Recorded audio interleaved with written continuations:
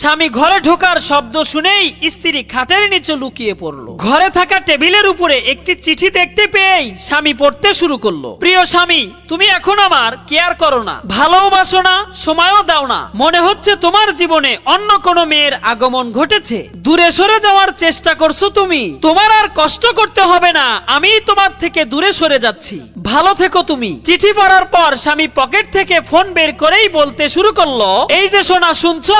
আপদটা বিদায় হয়েছে, এখন রিল্যাক্সে থাকতে পারবো। আমি এখনই আসছি তোমার সাথে দেখা করতে। এই সব বলে ফোনটা কেটে দিয়ে ড্রেস চেঞ্জ করেই রুম থেকে তাড়াতাড়ি বের হয়ে পড়লো। আর এদিকে স্ত্রী সবকিছু শুনছিল আর মুখ চেপে কান্না করছিল। স্বামী চলে যাওয়ার কিছুক্ষণ পরে খাটের নিচ থেকে বের হয়ে খাটের উপরে একটি চিঠি দেখতে পেলেন। লেখাটা পড়ে তিনি অবাক হয়ে গেলেন। তাতে লেখা ছিল, পাগলি বউ একটা, খাটের নিচে তোমার পাগুলি দেখা যাচ্ছিল। আমি তো তোমার জন্যই কাজকর্মে যাই, তোমার সুখের জন্যই তো এত কষ্ট করি, তবুও তুমি আমাকে ভুল বোঝো। আমি তোমাকে অনেক ভালোবাসি। আমি কাউকেই ফোন করিনি, বাজার থেকে মাংস আনতে যাচ্ছি। তুমি খাবার রেডি করতে থাকো, তারপর একসাথে বসে খাবো, কেমন? আমার পাগলি একটা। লেখাটা দেখে স্ত্রী বসে বসে কাঁদতে শুরু করলেন। কি ভুলটাই না তিনি করতে যাচ্ছিলেন। বন্ধুরা, ভালোবাসায় সন্দেহ নয়, বিশ্বাস রাখতে হয়। একটা পুরুষ যত কষ্টই করে তা তার প্রিয়জনদেরকে সুখে রাখার জন্যই করে।